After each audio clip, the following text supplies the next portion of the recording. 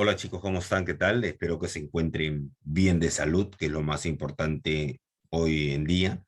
Les estoy dejando grabada esta clase en el curso de Ciencias Sociales por motivos personales que ya les estaré contando el día de mañana, seguramente que nos reencontremos. Bueno, habíamos estado trabajando en el área de Ciencias Sociales, el Imperio Inca, ya habíamos llegado al Imperio Inca. Pues vamos a sumergirnos un poquito más en la historia de ellos y cómo se organizaron tanto política como administrativamente los incas en el gran imperio del Tahuantinsuyo. Así es que vamos a dar inicio. Y nuestro tema de hoy es la organización política y administrativa de los incas. Hablemos de la organización política. La única forma de entender una sociedad es estudiando a sus autoridades. En el Tahuantinsuyo, las autoridades también desempeñaban funciones religiosas. Los que desempeñaban los principales cargos eran los parientes cercanos de los incas, a quienes se les llamaba orejones. También jugaron un papel importante los jefes locales, llamados curacas. Eran los jefes de los ayllus, que conformaban la mayoría de la población del Tahuantinsuyo. Ahí vemos un pequeño gráfico, ¿no? De su organización. Estaba el Inca, luego el príncipe heredero, el Auqui, el Consejo Imperial, el Tucuy y el Curac. Más o menos esta era la organización que tenía el Imperio Inca. Vamos a ver y vamos a sumergirnos en la organización política y administrativa de los incas. Empecemos por el jefe principal, el inca. Era la cabeza de un gobierno teocrático y despótico, considerado como hijo del sol. Encabezaba la lista de la élite cusqueña.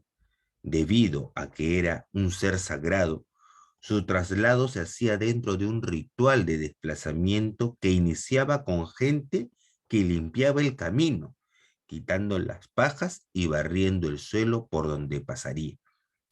Tras este grupo de gente venían otros grupos cantando y bailando, que antecedía a quienes iban con armas y objetos de oro y plata. Únicamente después de estos aparecía el Inca, que era trasladado en andas sobre un asiento denominado Tiana.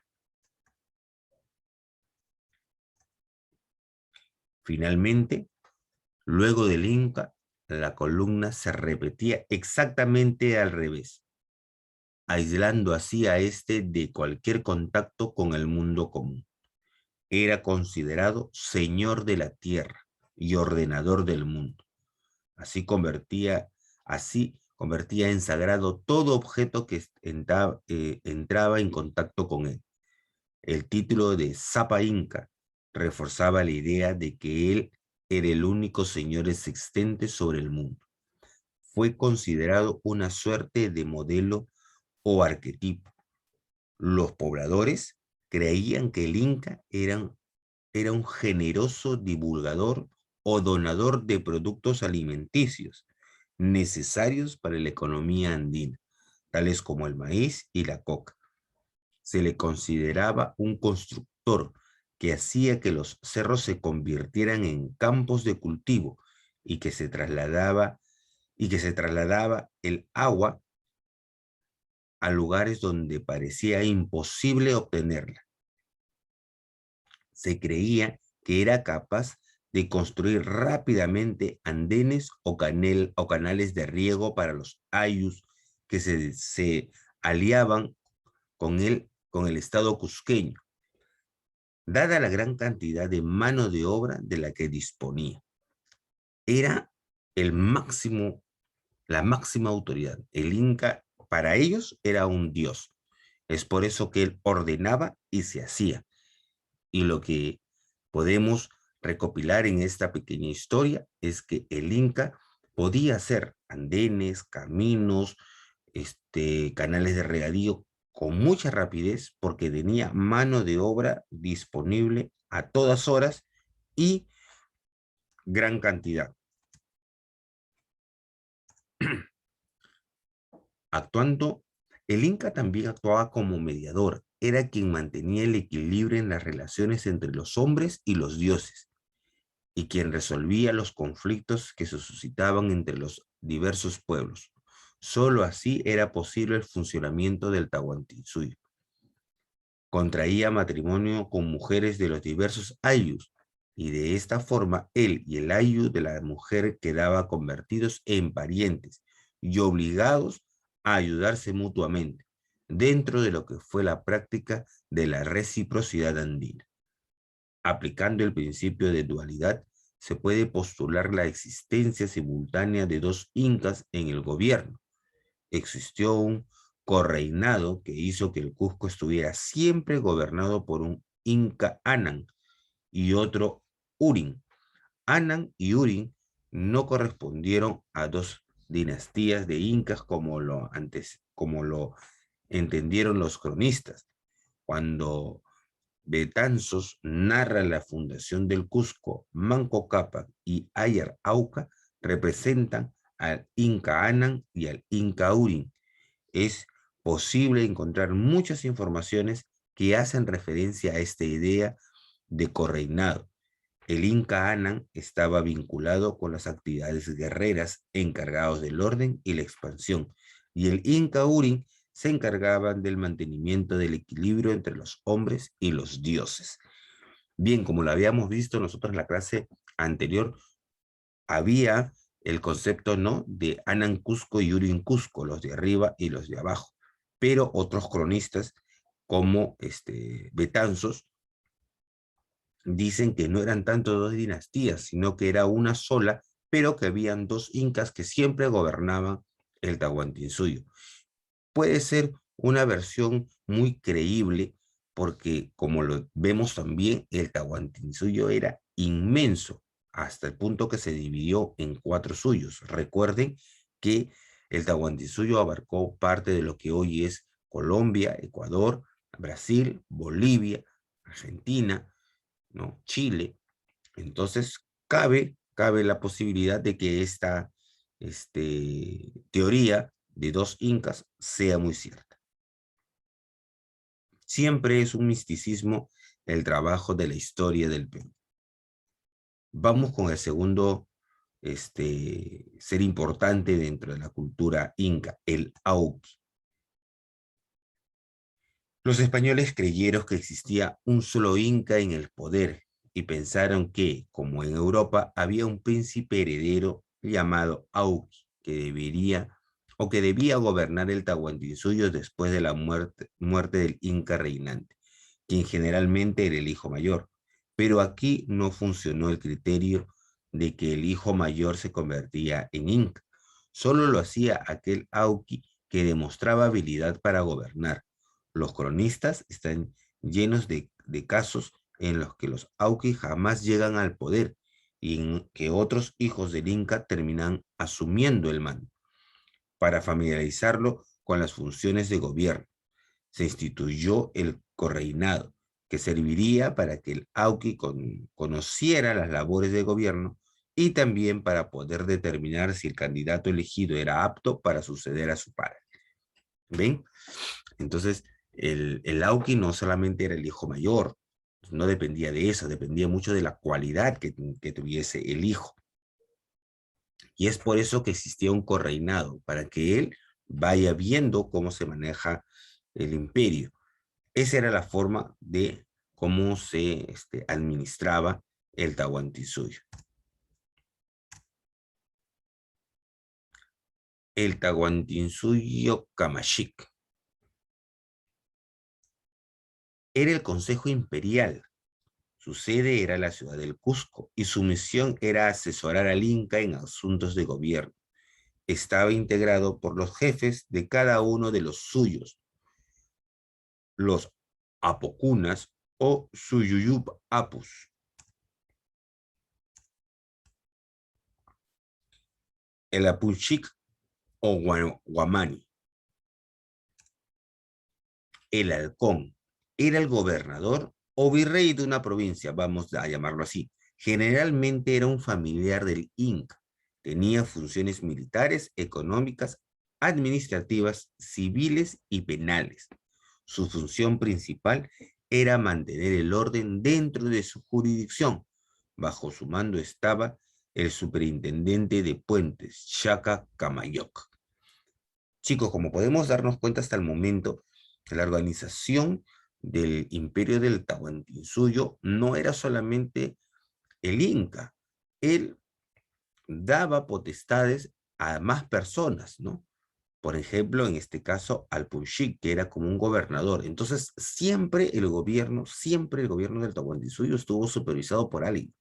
Siempre había alguien a quien rendir cuentas. Es por eso que el orden se mantenía.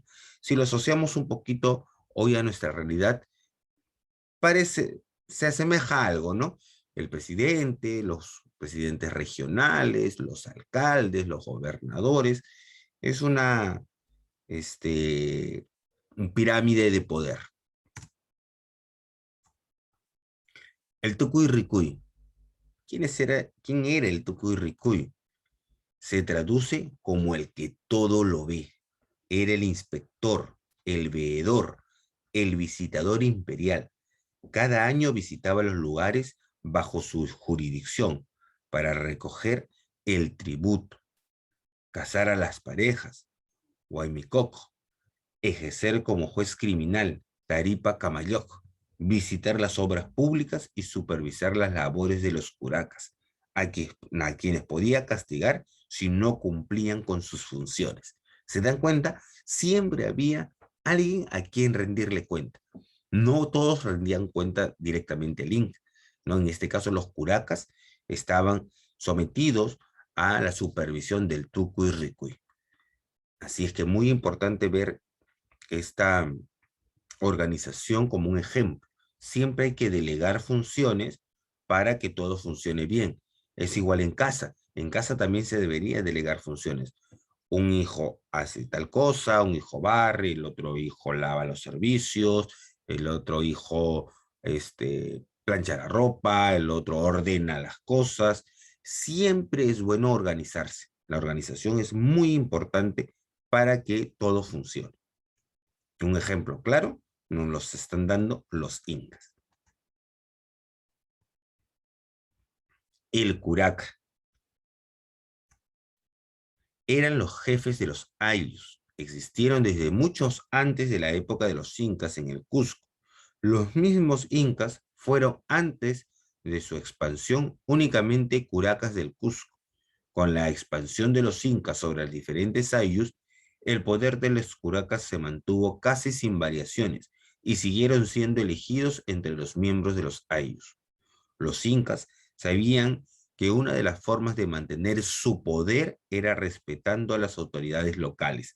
Los curacas, además de organizar las tareas propias del ayllu, constituyeron el vínculo que unía al ayllu con el poder cusqueño. Así, fueron los encargados de la organización de la mita, forma de trabajo en beneficio del Estado Inca. También fueron considerados seres sagrados o huacas por los miembros de sus ayllu. Al igual que el Inca, eran trasladados en andas. Muy importante, chicos.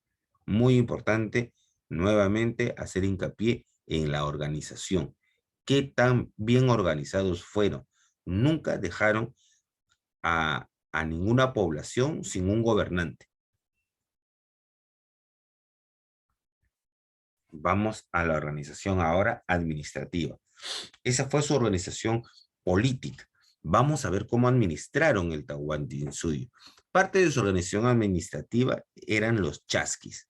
Estos personajes muy conocidos en la historia del Perú y con gran importancia. ¿Por qué? En el Tahuantinsuyo contó con un eficaz sistema de mensajeros encargados de transmitir los mensajes de gobierno a través de todo su territorio. Estos eran los chasquis. Apenas recibían un nuevo mensaje, el chasqui iniciaba su veloz carrera hasta el siguiente puesto, donde los transmitía al siguiente mensajero. No era que una sola persona corría de suyo a suyo o de pueblo a pueblo. Cuando el mensaje era de un extremo a otro, estos se dirigían a un punto denominado tambo. Ellos en los tambos encontraban alimento, encontraban comida y muchas veces a otro chasqui. Y este le daba la posta y se proseguía el mensaje.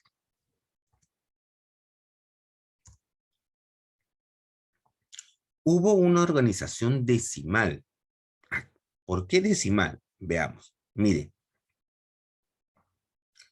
por cada cantidad de familia había un representante. Vamos a ver. Para tener un mejor control de la población de los Ailius, utilizaron un sistema decimal. Estuvo destinado posiblemente a crear escalas de control desde una familia nuclear. Sus fines pudieron ser administrativos, militares o tributarios. Se dio una jerarquización según el número de familias que se agrupaban. Xunca, 10 familias. Pachaca, 100 familias. Huaranca, 1000 familias. Vamos a ver, yo tengo aquí un cuadrito que les he... A ver, las autoridades por cada grupo eran. Ahí está, a ver. El Purej tenía a cargo una familia. Entonces, cada familia tenía a su jefe, que era el Purej. El Pisca Camayoc ya tenía a su cargo 5 familias. El Xunca Camayoc, 10 familias. El Pisca Xunca Camayoc, 50 familias.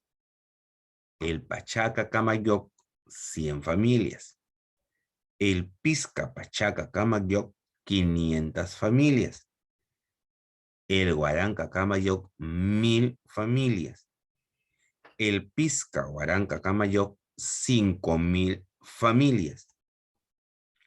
El Uno Camayoc, 10.000 familias. Estas eran las autoridades que tenían cada ayllu, según el grupo de familias. Quiere decir que si en un ayllu habían 50 familias, el jefe supremo era el Pisca Xunca Camayoc, pero dentro de ese mismo ayllu existían 5 grupos de 10 familias. Allí estaba el Xunca Camayoc, y dentro de este grupo, de estos 5 grupos de 10 familias, cada 5 familias se encontraba el Pisca Camayoc, y cada familia tenía su purej.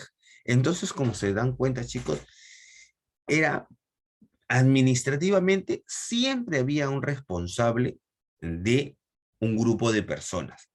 Nunca dejaron a una sola persona a cargo de 50 familias o de 100 familias. No, todo se va dando progresivamente. Si había un ayllu de 1000 familias, el Huaraca Camayoc era el líder, pero dentro de ese ayllu habían 2 grupos de 500 familias y ahí estaba el Pisca Camayoc. Habían 2 Pisca Camayoc, 500 para una familia y 500 para otra. Entonces seguía un orden, había una muy buena administración. Qué interesante, ¿verdad? Muy interesante, chicos. Los quipus. Ya estamos llegando a la parte final, chicos.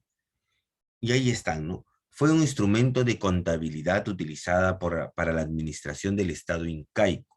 En ellos se guardaba información respecto de la cantidad de productos almacenados en las colcas, la población de los ayllus, de soldados de los ejércitos, de los pobladores obligados a realizar la mita para el Estado, etc. Era un sistema contable, chicos.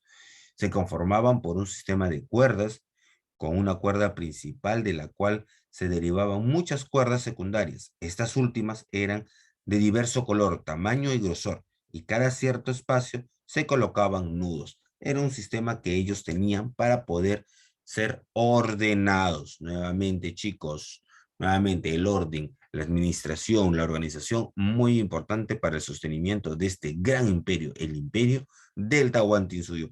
Muchísimas gracias, chicos, por estar siempre atentos a sus clases. No quería dejar la oportunidad de brindarles este tema, es por eso que estoy dejando grabado esta clase. Cuídense mucho y nos estaremos reencontrando en nuestra próxima clase. Nos vemos.